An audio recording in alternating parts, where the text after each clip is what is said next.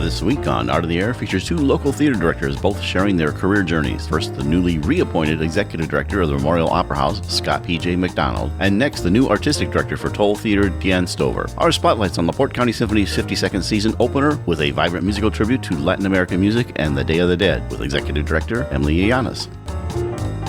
Express yourself through art and show the world your heart.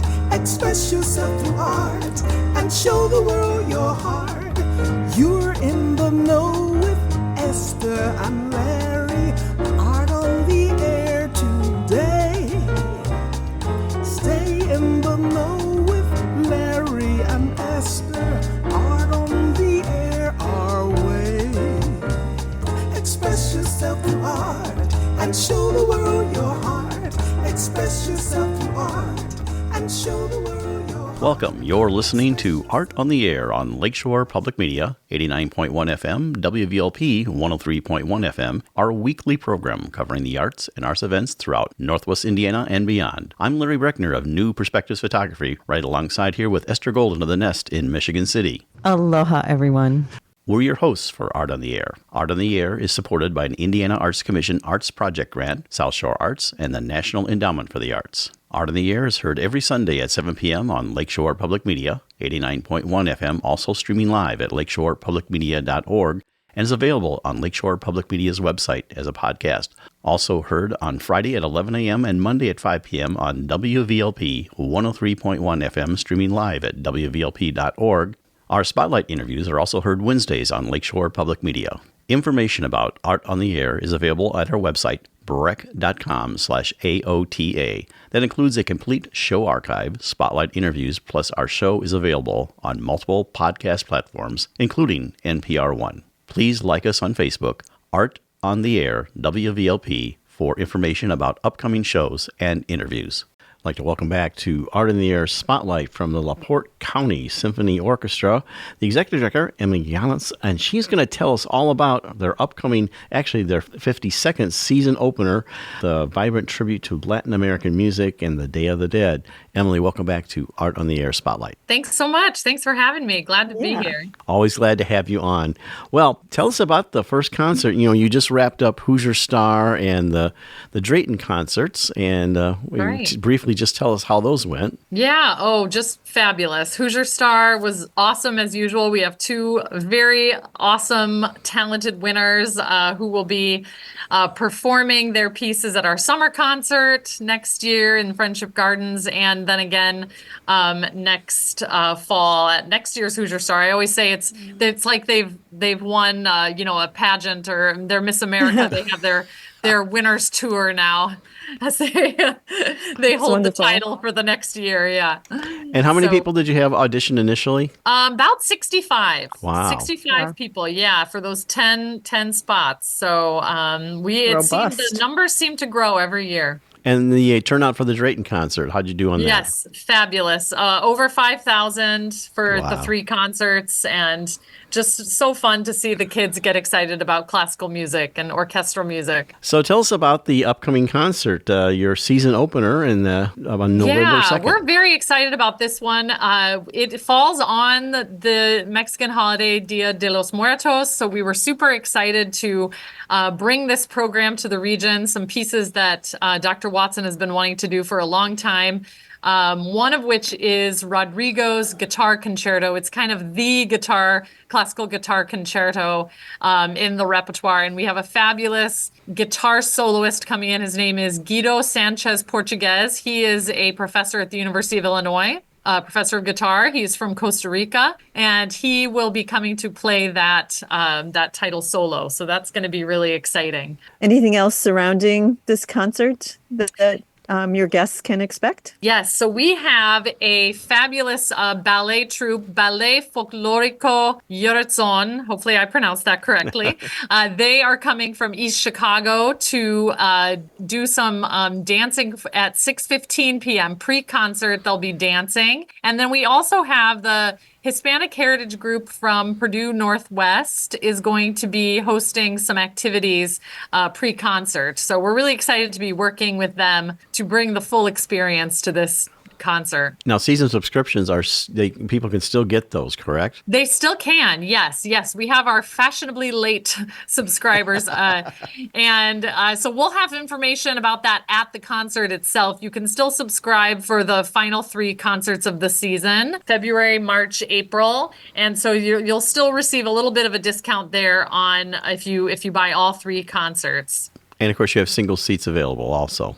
Plenty of single seats available. That's right. Yes. Balcony seats at the Civic. They're wonderful. They're now padded with cup holders and all the amenities there. And we also have some floor seats available as well if you prefer to sit on the floor at a table. So any other activities between that concert and, of course, your famous Holiday Pops concert events going on? Nothing in between there except a lot of planning and rehearsing. But we have a fabulous concert for the holidays coming up, and I'm sure I'll be back on to talk about that one. But we've got the high school choirs from LaPorte High School and Michigan City High School joining us for some really fun, festive music. So we're really excited about that. Excellent. And just maybe touch on some of the other things we can look forward to in the rest of the season. Oh, sure. Yes. So in February, we have an Animal Kingdom concert. This is going to be special for families, and it's going to be at LaPorte High School. And we're going to play several pieces that are from the animal world. We're going to play Peter and the Wolf, which is a favorite of many, many people, and also Saint-Saëns' Carnival of the Animals. So that's going to be really cool. We're really excited about that. We're going to have some little furry friends joining us as well. The Humane Society is going to be bringing some animals, and so we're going to have some pre-concert activities for that one as well.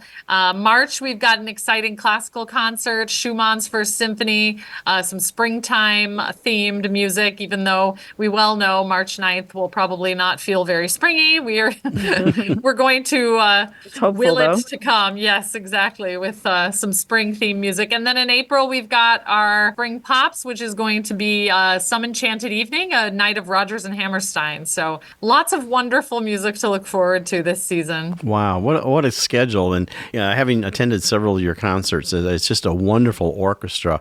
What a benefit for not only LaPorte County, but for all of Northwest Indiana that you have. Yes, we have some fabulous new players this season. We just held auditions for some open seats, and we have some really fantastic musicians joining us this season. So I think it's going to be just a really, really fabulous season with really high quality entertainment for the region. Any opportunity for you to sing again? Yes, I'm going to sing on the Rodgers and Hammerstein piece program. I'm super excited about that. As I say, all my musical theater dreams are coming true. I've mostly sung classical and Baroque music in my career, and now I get to branch out a little and sing some fun musical theater. So I'm excited about that. Do you know what songs you're singing yet? I think a few from Sound of Music, and yes, I won't reveal the program just yet, okay. But it's always been my dream to play Maria in Sound of Music. So excellent. In our last few moments, tell us about the concert coming up on November 2nd. Yes, November 2nd, Dia de los Muertos at the LaPorte Civic Auditorium. Doors open at 6 p.m. Concert begins at 7 p.m. Tickets are $25 for adults, $22 for seniors. Children and students with ID are free, and you can buy tickets at the door or online at lcso.net. Thank you so much. That's Emily Yiannias, Executive Director for the LaPorte County Symphony Orchestra. Thank you for sharing on Art on the Air Spotlight. Thanks for having me. Yeah. Thank you. Art on the Air Spotlight and the complete one-hour program on Lakeshore Public Media is brought to you by McCauley Real Estate in Valparaiso, Olga Patrician, Senior Broker. And as a reminder, if you'd like to have your event on Art on the Air Spotlight or have a longer feature interview, email us at aota@brech.com. That's aota@brech.com. This is Peter Marks, former theater critic of the Washington Post, and you're listening to Art on the Air on Lakeshore Public Media, 89.1 FM, and on WVLP 103.1 FM. We are happy to welcome Scot PJ MacDonald to Art on the Air After being away for a year, Scott has returned to Valparaiso and the role of executive director of the fabulous Memorial Opera House. He held that position from 2016 to 2023, and prior to that was the artistic director for the MOH in the years 2013 to 2016. Scott started as a volunteer in 2006. He also serves as treasurer for the American Association of Community Theater and as an advisory board member of the Northwest Indiana's Urban League. Thank you for joining us on Art on the Air. Aloha and welcome, Scott. It's so great seeing you again. You possess like the most fabulous smile in all of Northwest Indiana. Well, thank you. Thank you. I credit my dentist for that, right? Yes, keeping the teeth in the mouth. Well, welcome to Art in the Air. And what we always like to start with our guests is their origin story. I always like to say how you got from where you were to where you're now. So tell us all about Scott. Oh, boy. Okay, so I was born and raised in South Bend, and I lived there until we were about 11 years old, until I was about 11 years old, fifth grade. And then we moved from there to St. Louis, and then from St. Louis to Baltimore. And I started really kind of falling in love with the arts. I had a little bit of experience as a kid. I think my first role was in kindergarten, kindergarten graduation play, forced everybody to be on stage. It worked out. And then really kind of in that transition time between St. Louis and Baltimore is when I discovered speech and debate and public speaking, because I had a really terrible lisp. I sounded like this when I talked. So through speech therapy and all of that, worked into speech and debate. Started to find out that, oh, hey, I can do this speech thing pretty well, and started doing some of the high school plays, all of that, musicals. By senior year, I was absolutely enamored with it. I went to Towson University for the arts, and then I took a break when I moved back to the Michigan area, actually. So moved to Southwest Michigan and wrapped things up through correspondence courses at Southwestern Michigan College. And then found my way to Valparaiso in 2007, was performing with like the Dune Summer Theater, all of that in the early 2000s, 2007.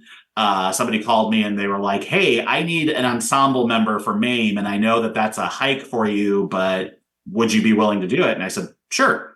So did MAME, and then got asked to be in Chicago Street Theater's production of The Wild Party, and more opportunities were coming up in Valparaiso to be involved with the arts than anywhere else. So I decided to plant myself in Valpo, volunteered off and on with the Opera House and Chicago Street Theater and a couple other theaters in Northwest Indiana. Worked with NEDIF closely for a couple of years, and then in 2012 was offered the position of box office manager at the Opera House, and I was there until 2023 when I had an offer in North Carolina to go be a managing director at a theater there. I thought, you know what, why not? I'm at the right place in my career, and it's the right time in my life to give this a shot. We committed to a year. And then when the year was up, I was like, you know what? It's not home. And I was ready to come back here. Timing wise, some things worked out with the Opera House that I was able to just slide back into the role of executive director, sort of wrap up all the renovations. And here we are today. So that's the nutshell version. Well, and that's what we like to hear. In your early theater things, did you have anything preference, like musicals versus non-musicals, like during that early time, like in school, into college and such?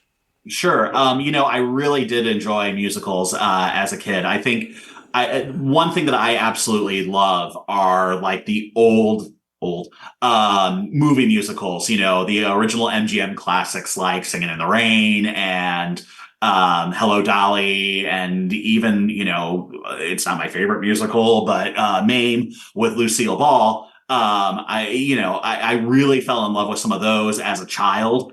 And then to sort of see the revival of it in my, early 20s and all of that, I was like, yeah, this is really where I fit and where I belong. I enjoy straight plays just as well, but yeah, musicals have really always been a great device for storytelling as far as I'm concerned, because you do get that little bit of heightened emotion where people just burst out into song, and that's a lot of fun for me. Yeah, I do that in my regular life. I burst out in a song many times. Same. So, Putting together Yeah. furniture at the Opera House right now, all sorts of singing going on or something. Yeah, Larry has a song for everything. yeah. I get it. I guess it's a occupational hazard having been involved in theater for 40 some years and everything. So, Yes, absolutely. Absolutely. It just kind of gets in there, right? so you've seen the Opera House over a period of time. I remember back, I think in the 90s, when the previous mini renovation, I think I came over. I was working at the Center for Visual Performing Arts, and I kind of did an unofficial kind of consulting. Well, this would be good to do. Some of the things, I don't think all those things got done, but I mean, I said, oh, well, you should do this, because they were really being more serious about what they want to do with it. So, but now this one was a much larger renovation. So we'll touch on that. Take it from where it was to now where it is now. Sure. So in 2018, actually, I worked with Indiana DNR to receive a historical preservation grant. And what that did was it allowed us to hire an architectural firm to really come in and assess the Opera House and determine whether or not we could do any sort of renovations. Because sometimes, you look at these buildings that are over 100 years old and they scale them on a rate of like, hey, don't do this, to sure, we can absolutely make something work. And fortunately, the Opera House had really, really solid bones, very, very solid structure. I think it was in like the 90th percentile of their scaling as far as feasibility went. So we really started working through the process of how are we going to make this work. We were working closely with the county commissioners and county council. And we started to find some designs that we really liked, sort of the same thing as you were talking about, Larry, where we're like, hey, this would be really, really great. And started sort of parsing those wants versus needs, and what would make the Opera House more comfortable, particularly for patrons, but also for our volunteers, because the patrons come and spend a great deal of time, but so do our volunteers. So we wanted to make sure we had as many creature comforts as possible and safety, and, that the building would continue for generations to come. So we really worked hard on that from 2018 till the end of 2019. I think we all know what happened in 2020. And so that things kind of got put on pause. The arts really did kind of become a back burner issue, unfortunately. I don't think just community-wide, but I think nationwide that sort of was the situation, because we were the first to shut down and the last to fully reopen. So by 2021, we were working with new commissioners and sort of starting the process over again as far as wants and needs. Now we were also taking into consideration, we had just come out of a global pandemic. So what other safety needs did we have for the building? So it sort of changed and shifted the design process. And then the American Rescue Plan came along, and that helped with funding the project. Fortunately, so that really was a boon for us. That $5 million was put aside by the county to make sure that this was something that did happen, because it really was a matter not only of making sure that the building was there for generations to come, but it was really a public safety issue at that point. We needed brand new HVAC in the building. All the mechanicals and plumbing needed work. And that is probably the bulk of what that money went into, is the stuff that people really don't see, that I would say is not the sexy stuff. But you have to have fresh air coming into the building, and you have to have all of these, filtration systems and all of that to keep our patrons and volunteers as safe as possible. So by the middle of 2022, 2023, we really were starting to zero in on some of this.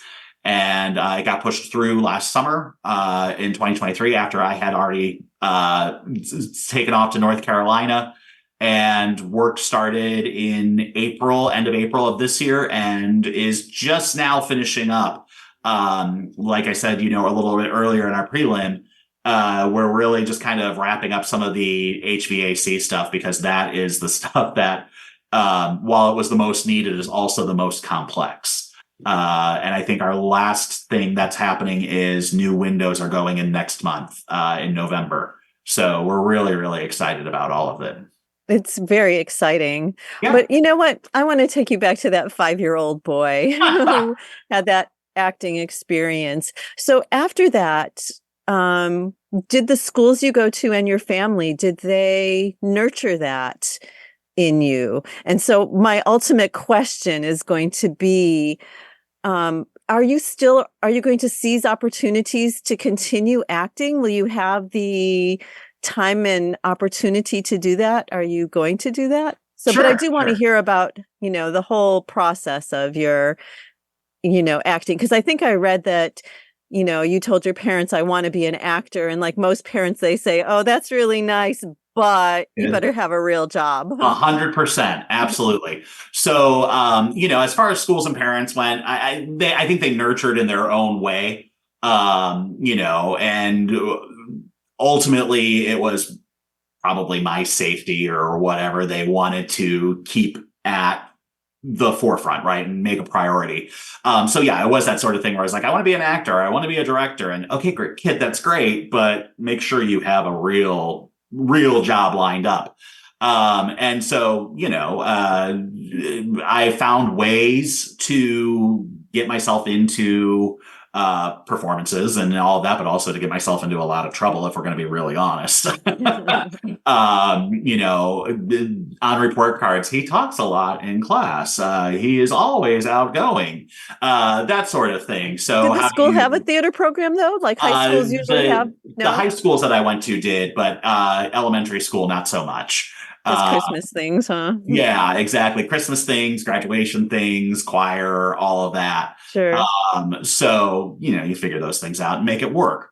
But high school really, really did fall in love with it. And like I said, the speech and debate program really helped me kind of get over some of the things that I was dealing with in speech therapy, right? Because that was another thing, is like, how are you going to be an actor and you sound like this all the time? Well, it worked for plenty of other people.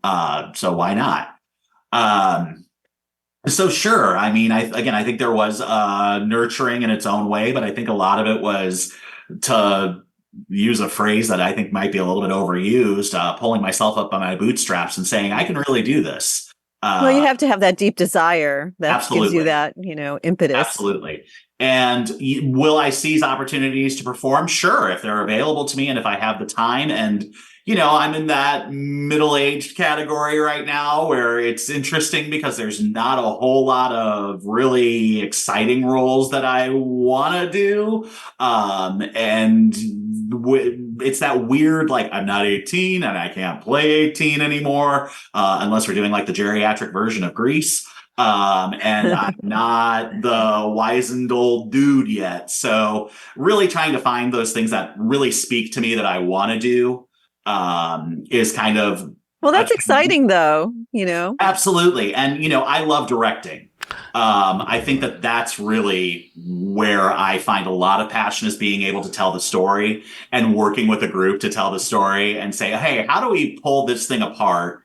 And yeah, we're bursting out into song, but why are we bursting out into song right now? And what do we want to, what do we want to get across to the audience? That's the stuff that really jazzes me. Yeah, because directing is sort of like mentoring, because you really see something that the person doesn't necessarily see in themselves, and it's you can really pull it out.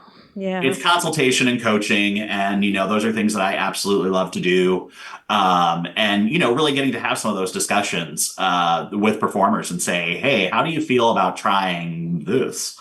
And like, yeah, sure, or no, and really kind of working through all of that. I do love that. So.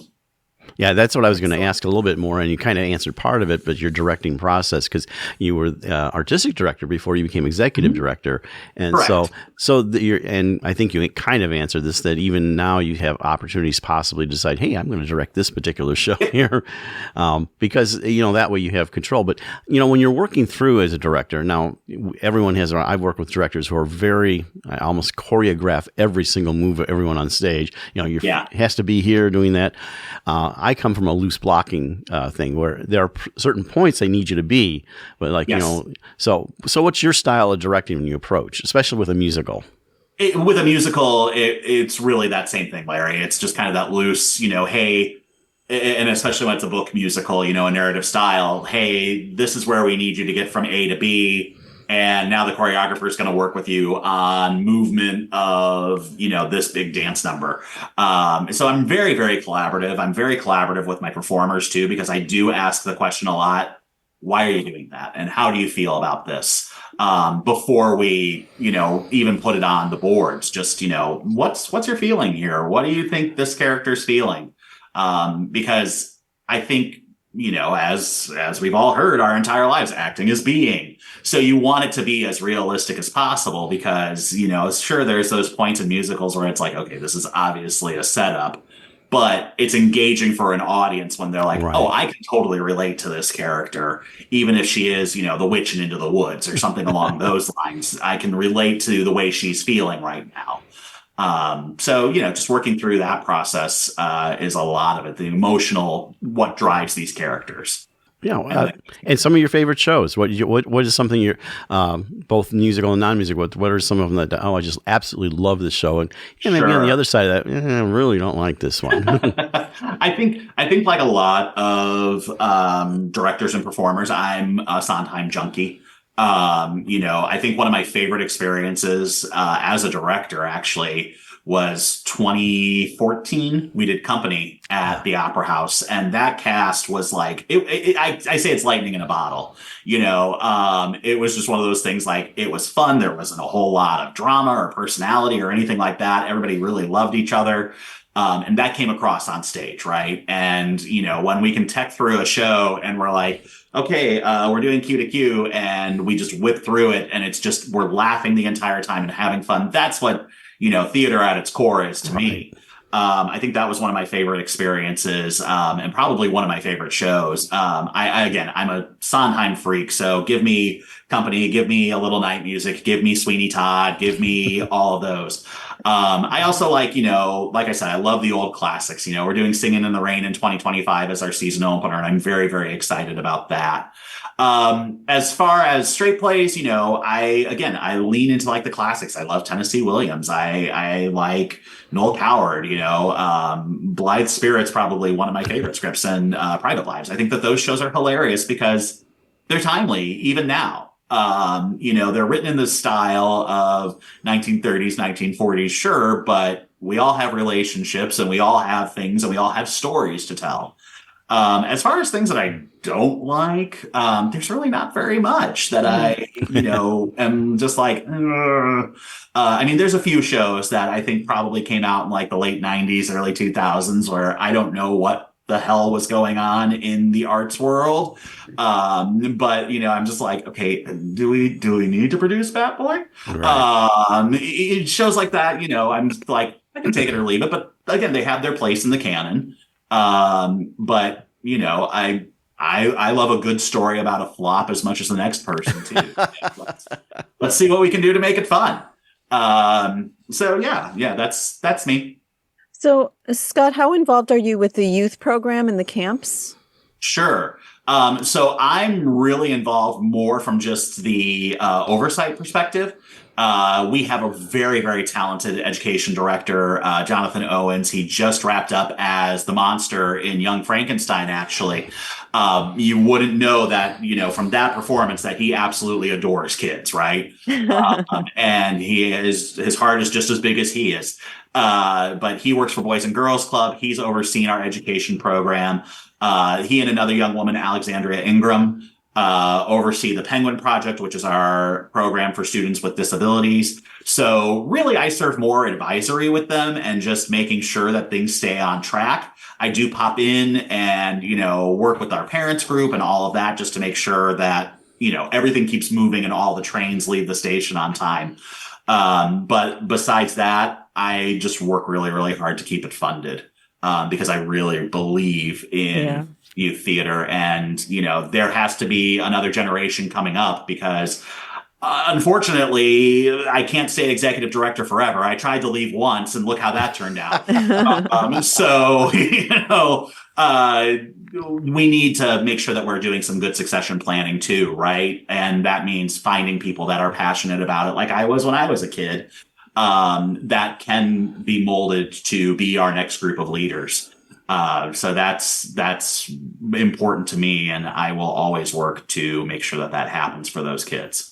Yeah, it's really important, especially with all like movies have become so fantastical and we all have our devices. And Yeah. so to really get physical with it Yep. is important. And to do that, they need to have examples. Yeah. And you see things on stage that happen in the moment and that aren't edited. Right. I always say that. I'm like, yeah, movies are great and they're amazing and I love them. But you have to remember there's a process that goes into that 1 minute of film that they're spending about, 60 minutes to make sure that it actually happens. And then, the editing time and all of that, we don't get that luxury. It lives It's immediate. in that moment. Right. So. I heard a comment about The Wizard of Oz, the motion picture, is that it combined motion picture magic and good old-fashioned stagecraft. Glinda coming down in the bubble, that was very movie magic, but the witch dissolving, that's stagecraft. That really was. It was. So, hey, in our last few minutes here, tell us about some of the things that are, obviously you talked about the HVCA and all that, but things that you want to finish in the renovation that maybe are not quite done, but there. I know if it like lighting or any other types of thing, just some of that. Yeah, we're still learning how the building functions. So it's really a matter of, making sure that we're getting the right lighting temperature in the lobby and all of that. And there's still some rewiring that has to happen with that. We've had some things where it's like, oh, hey, we don't want the light board to be able to control the lights in the bathroom in the middle of the show. So it's you're moving back into your house and it's all brand new. So getting some of those things, the fine tuning is happening now. And I think that as long as our patrons and volunteers are patient with us and as we're figuring it all out, it's going to be a really, really great experience for everybody. As far as the lighting systems go, all of it is brand new. And it's not only brand new to the theater, it's brand new to us. Scott Miller and I, our technical director, we've been at the theater for years and we're still looking at things going, oh, this is how this works now. So just figuring those things out. And I think that's just something that takes time. Well, in our last moments here, tell us about some of the things plans you have coming up for the season. We're in here, this is mid-late October, but some of your plans of what's coming up.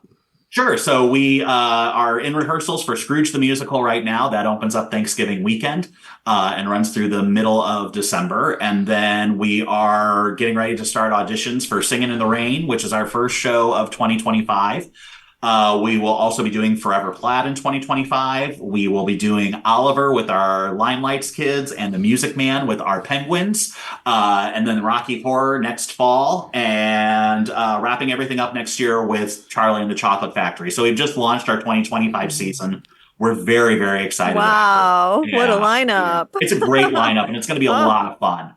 And then, just trying to figure out plugging in concerts and other things.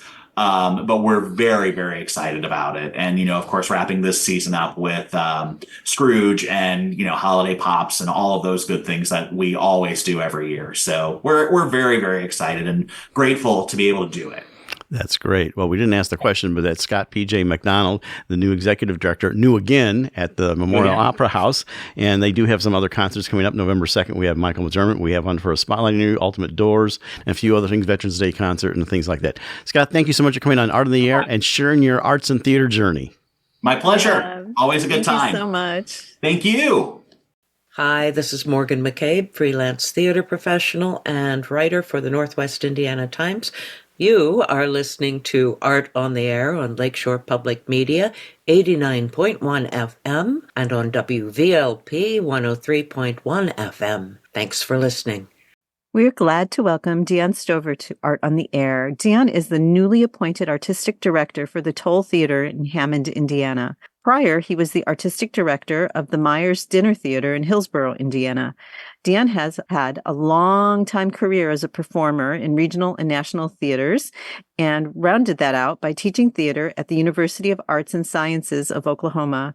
Thank you for joining us on Art on the Air. Aloha and welcome. It's very nice meeting you. It's nice meeting you. Thank you for having me. And Dion, glad to have you on the show. Glad I got to meet you at the arts luncheon that they had. And just real quickly, we got to say hi there. But really what we want to do is get to really know you. And I always like to say your origin story. So tell us how you got from where you were to where you are now. It always sounds like origin story. It sounds like some villain that's going to, resurface. Actually, well, Is I it? grew No, I hope not. Well, when you're the boss of something, people often think you are the villain. So, uh, but, actually, I grew up in Elk Grove Village, Illinois, which is a western suburb of Chicago. Well, I did up there. I was born there. I grew up in Roselle, which is right next to Schaumburg. For those people, Schaumburg a little bit better. And I attended grade school there and watched my first play was in third grade. I remember this group of actors came in and I watched them up on the stage and I thought, that's what I want to do with my life. Little did I know it would transit to the other side of being an artistic director, but I'm glad it did. That's just sort of a Grade. natural branching out from acting. Right, right. I mean, I'm sure everybody has their story of how, they watched something or saw someone that inspired them, and that's what inspired me. And then I thought I didn't get the courage to actually go and do it until like eighth grade. So in eighth grade, I actually got the courage to go ahead and do a play. Unfortunately, I was hit by a car Oh my and ended up gosh. in a I know, and ended up in a back brace. But it actually worked out for the character because he was supposed to be this very stern captain, very, military, good posture. So it worked out because I was in a back brace. But you know what? For your first time being on stage, it was wonderful because I got entrance applause. I'm sure. I mean, obviously, it was for pity from being hit by a car, but What play was but it? it was actually a very obscure play. I don't even know if anybody knows it. I don't even remember the title other than it took place on Go Bananas Airlines. Oh. So if anybody knows that play, please let me know. I don't remember exactly. I remember I played this captain who was not he's a very uptight type of person, but it worked out. Well, that's quite a But dramatic entrance. right for your first time being on stage, and then you get standing ovation. So that was kind of nice. I guess that's what really, the bug that really bit me was hearing those applause. From there, I did a little bit of acting in high school, and then I went back and forth between deciding whether I wanted to be a psychologist or if I wanted to pursue a career in the arts. And the more I started off being a psychologist and taking every psychology course I could, of course, you learn so much self in those courses. I began to realize do that for the rest of my life. I had too many emotions to get out, and listening to those emotions, I think I'm a little bit more path. So I take on other people's emotions, and I think that would destroy me. I need to, It would be deal with other exhausting. people. Yeah, I decided to go the other route, a little more, and went to Columbia College and their wonderful musical theater program, and was taught by Mandy Patinkin's cousin, Sheldon Patinkin. He has since had a wonderful experience, very hard experience. I think sometimes our educators are the hardest on us the most. Definitely thought all my instructors hated me, but they were all professionals working in Chicago or they had worked on Broadway, and I really respected them. And I'd come home some days crying. I would tell my mom, I like this. They hate me. They hate me. They think I'm terrible. And it wasn't until our senior recital where I was playing Will Parker and the instructors Stell Spector, who was a wonderful woman. She was very hard on me, and she came up to my mother while I was standing there and said, "Isn't he wonderful?" And I thought, who is this woman? Who is she? And my mom said, "I thought you said she hated you." I'm like, she does. She's terrible to me every day. But in the end, she said, "I knew you could do it. That's why it was the hardest on you, because I knew this was a career that you could actually pursue." So it would be nice to know that while you're doing it. I know, it seems so counterintuitive. Right. Right. But I think that's often with many people, they think, being hard on someone is the best way to go, which it can be, but you also have to give some encouragement along the way, I think. So, when I began teaching at the University of Science and Arts of Oklahoma, which kind of happened as a fluke because I was on a national tour performing.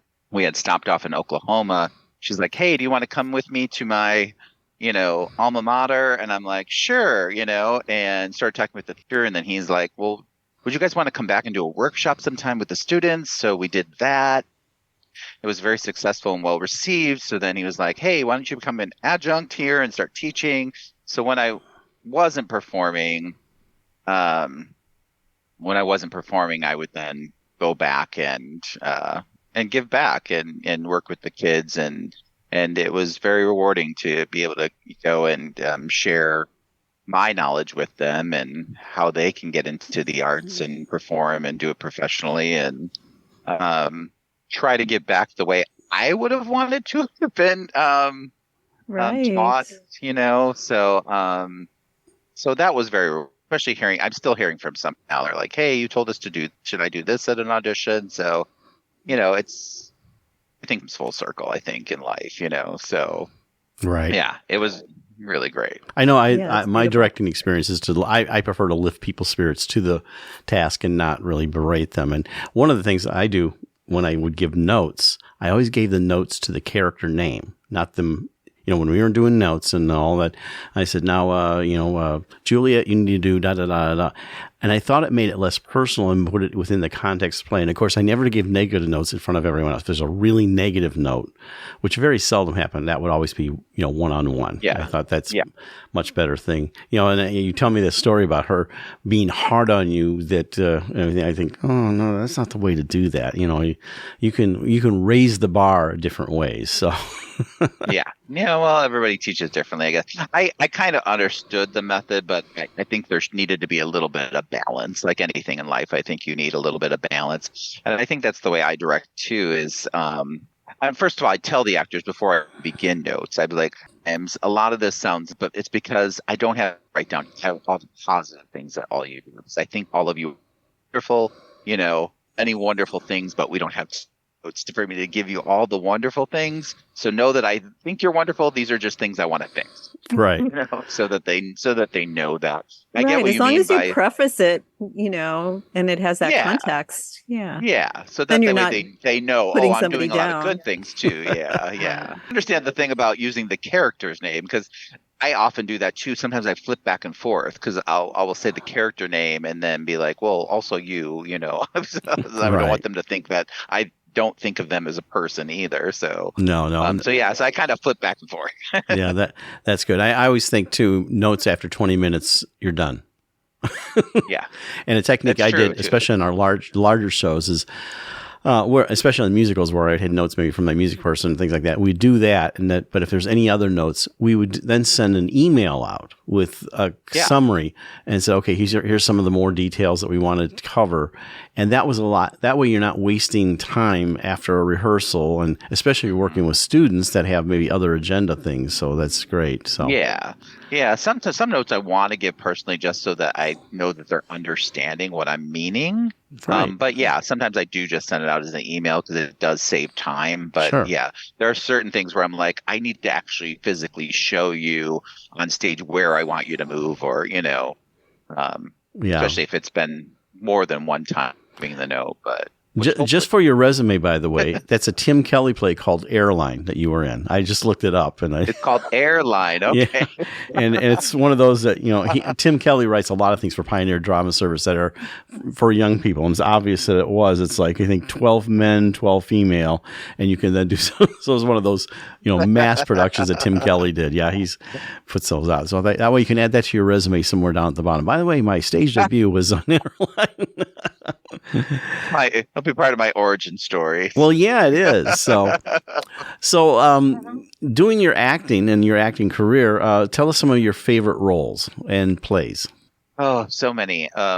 Several music directors sometimes when we start the first day of rehearsal, they go, "I want everybody to tell me what your favorite musical is that you've ever been in." And I was like, No, it's like asking you what's your favorite child. Right. But I can tell you several roles.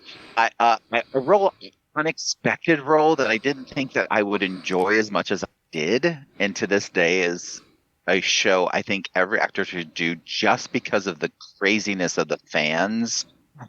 Because we all hear stories about like Renthead sitting outside theaters and sitting down for overnight to get tickets and things like that. But I have to tell you, I wasn't expecting to do this show. I had a friend, we had done Oklahoma together, And she called me out of the blue years later and said, "Hey, I'm directing a production of Rocky Horror.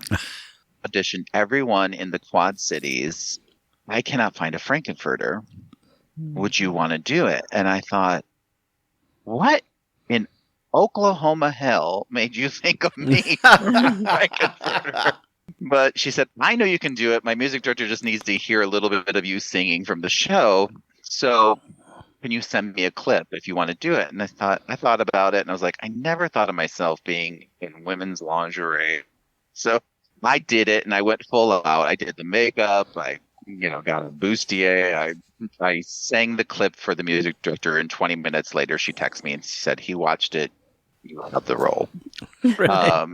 And I have to tell you, though I have performed Fox Theater, some very famous theaters, the Fox Theater in St. Louis, in Connecticut, and, performed for 4,000 people before. Fans of Rocky Horror do not compare. Like 4,000 people applauding is nothing compared to the people who scream for you. And I didn't know this until the woman playing Magenta said to me before we opened, "You wait until that music starts for you. They lose their minds." And I thought, whatever, I'm nobody. But hearing them scream for me, I got scared for the first time. Like, there's being nervous and being scared. I was scared because it was like the screaming was like the Beatles or Michael. Can I live up to this?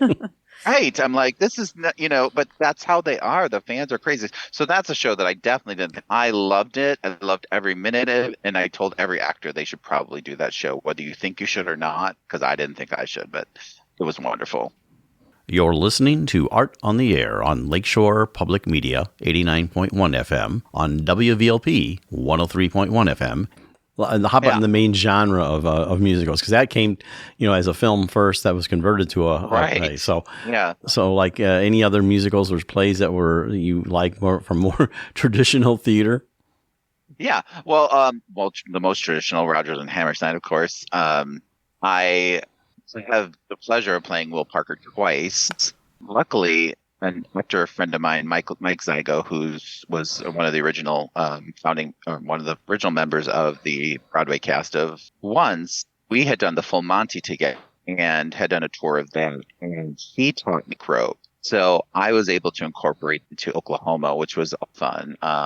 Then that's been a great skill, not only for my resume, but also recently I did a production of 9 to 5 playing Mr. Hart, which Dolly Parton's music is wonderful. I loved playing Mr. Hart. He's a terrible person, but I loved playing the role. And, playing villains is always the best role in the show, in my opinion. But I was able to use those skills in that show as well, in the fantasy sequence where Dorothy, ropes him up and ties him up and everything. So both those shows were great experiences, not only from the skills I learned. And, that's the thing I used to impart to my students too, was that you never stop learning. Like, don't think you know everything, because I feel like you have to learn every day. As someone said once, you learn what not to do. You're still, and I think it was Laurence Olivier who said at one point that the moment you think you know everything, you're no longer learning. You are no longer a good actor. You become a bad actor. Right. Which I think is true. Right, because it's so much about observation and... Right. Well, and listening and if you think you know everything, you're not really listening to the other person. Listening is the most important part of it is in life. Even in life, though, there's people who don't listen, but that needs to be a choice. That needs to be a choice of the character, not the actor not listening, So. Right. So now tell us about you moving from acting to directing, and I know you've had an overlap in your career for that, but tell us about some of that, what you like to direct and everything, and then we'll move on to your movement to Towle. Yeah, actually, that was one of the things that I was talking about, Emily, during my interview for Towle, was about the directing aspect of it. An artistic director job, many people think that, the artistic director directs everything. Well, that's not true, because I don't think anyone should direct everything. No. For one, a story has to speak to me. And my first thought in the process is, am I going to serve the story when I'm directing something? So if I'm not going to serve the story, obviously I shouldn't do it. I enjoy a good musical, but should I direct it? Probably, because it's not, the story isn't there for me. Like most jukebox musicals leave fluff, and the music's fun, which is why people go, like Mamma Mia, not a well-written show, but the music is wonderful and people want to go and listen to the music.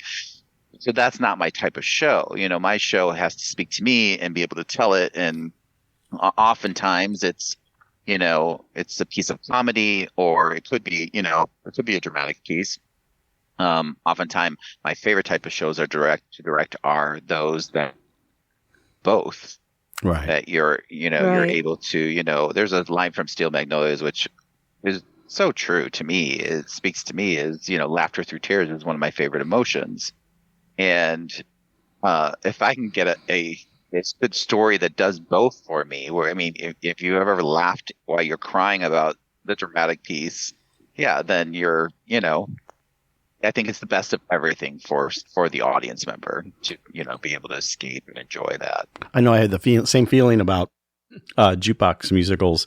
Is they're very commercial, and that's why they're doing it. And it's tough to put a show up commercially, but even like on Broadway, but they will sell tickets because people want to see it. And the fact that they cobbled together some sort of story around it is something. And that's actually a throwback to the musicals prior to book musicals. That's how they did it. They got a collection of songs, and then they would create a story, stop the story, do the song or dance, and then continue the story. So it's kind of actually a throwback to the pre-book, what I call what Rodgers and Hammerstein established was a true storyline musical where the music emanated from it. So. Correct. Yeah. I just wish they flushed out that story a little bit better. Well, yeah. So tell us about how you talked briefly about Emily interviewing you for the Towle, but how your connection to the Towle and how you got there. And then also we'll move on to what season you have. And I understand about artistic director. Actually, an artistic director is actually more of a producer than they are actually directing per se. So yeah, they are, or like. Yeah, because they're basically the vision of the theater. They're putting all the pieces in place. It's like doing a jigsaw puzzle. I say, you put all your job is to put all the pieces in place, and hopefully it turns out to be this beautiful thing. Right. They're kind of the equivalent in motion pictures and television of the executive producer in terms of that. So anyway, tell us about how you came across Towle and everything, and then what your season's going to be. So actually, it was very interesting. So actually, an actor named Danny Hollander from Chicago worked for me at Myers Dinner Theater, and he did a couple years of several productions with me. And I wasn't actually looking for another job. He just wrote me. He's like, "I know you're from Chicago. The Hammond's a little closer to Chicago. Here's a posting for the Towle Theater, and it seems like it'd be a good fit for you." So I applied. My first interview with Emily lasted 2.5 hours because we both couldn't shut up. And it just flowed very natural. And, at my second interview, I hugged her goodbye because I felt like she was a friend, at that point. So, so it felt very easy and comfortable and natural. And so it seemed like a great fit. And Emily, a week later, I don't even know if it was a week, but she sent me an email with an offer letter. And that's how I ended up there. And we're trying to kick off this next season for 2020. And we are opening with ones February 28th, which is a musical. And many of the young actors really love that show. The women, actually, because there's some great women in that show. Following that is a show called POTUS, which runs in May. And then we are doing the musical Superhero, which is in July, and which is all musical that was actually workshopped, I believe, with Kate Baldwin, Kelly O'Hara at one point. And then we're doing a play called Holmes and Miss Watson, a kind of take off of Holmes and Watson with women, which is a very fun show. And then we'll round with the holiday show, which we haven't announced yet. hopefully we will get that secured once it's approved by the board, and all our fundraisers as well for the year, because, there's no money in arts, so we're trying to raise money as we can. Now, are you still doing this coming November, December, A Fabulous 50s Christmas, which is that still on the game? Okay. Yeah, so that will open at the end of November, right after Thanksgiving. We the current artistic director, Jeff, Casey, and Kevin Bellamy are working on that show, which is a very difficult show to put together because it's basically creating a show. It's not just having it handed to you. So they kind of create that every year, and it's been a favorite for people. So yeah, that should be a great show. Some wonderful tap dancing and all kinds of stuff in that show. So you had a chance to interface with Jeff and Kevin, so who've basically established the Towle, and then they're moving on to Portugal. So there's kind of like there's kind of like they're gonna take you up in the airplanes. This is the ailerons. Here's the rudder. We're jumping out. It's your plane now. So that's right, and they are actually in Portugal right now.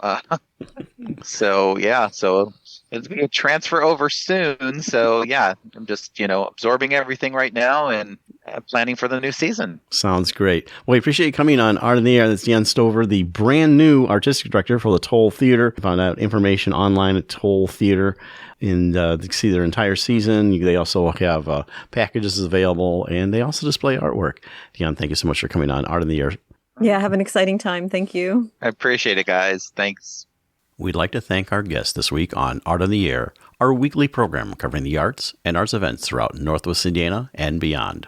Art on the Air is heard Sunday at 7 p.m. on Lakeshore Public Media, 89.1 FM, also streaming live at lakeshorepublicmedia.org, and is available on Lakeshore Public Media's website as a podcast. Art on the Air is also heard Friday at 11 a.m. and Monday at 5 p.m. on WVLP 103.1 FM, streaming live at WVLP.org. If you have a smart speaker like Amazon Alexa, Google Assistant, or Apple Siri, just tell it to play Art on the Air to hear the latest episode. Our Spotlight interviews are heard every Wednesday on Lakeshore Public Media. Thanks to Tom Maloney, Vice President of Radio Operation for Lakeshore Public Media, and Greg Kovach, WVLP's Station Manager. Our theme music is by Billy Foster with a vocal by Renee Foster. Art on the Air is supported by an Indiana Arts Commission Arts Project Grant, South Shore Arts, and the National Endowment for the Arts. We'd like to thank our current underwriters for Lakeshore Public Media, McCauley Real Estate in Valparaiso, Olga Patrician, Senior Broker. And for WVLP, Walt Reidinger of Paragon Investments. So we may continue to bring you Art in the Air. We rely on you, our listeners and underwriters, for ongoing financial support. If you're looking to support Art on the Air, we have information on our website at breck.com/AOTA, where you can find out how to become a supporter or underwriter of our program in whatever amount you are able. And like I say every week, don't give till it hurts. Give till it feels good. You'll feel so good about supporting Art on the Air. If you're interested in being a guest or send us information about your arts-related event or exhibit, please email us at aota@breck.com. That's aota@breck.com, or contact us through our Facebook page. Your hosts were Larry Breckner and Esther Golden, and we invite you back next week for another episode of Art on the Air. Aloha, everyone. Have a splendid week. Express yourself through art and show the world your heart. Express yourself through art and show the world your heart. You're in the know with Esther and Larry. Art on the Air today. Stay in the know with Larry and Esther. Art on the Air our way.